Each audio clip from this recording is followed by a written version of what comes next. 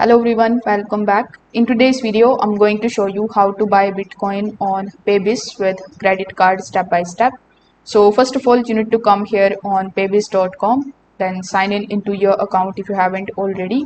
Now, once you are inside, make sure that you are here on the buy page. Over here, you are going to see the option of use spend. So the very first thing that you need to do here is to simply click on this drop down menu.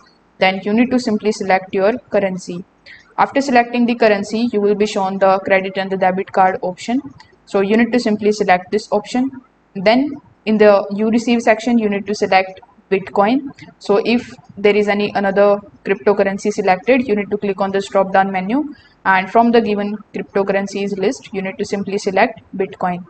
Now after selecting Bitcoin, you need to enter that particular amount which you want to spend in order to purchase Bitcoin. Then it is going to show you the equivalent amount of Bitcoin that you are going to receive.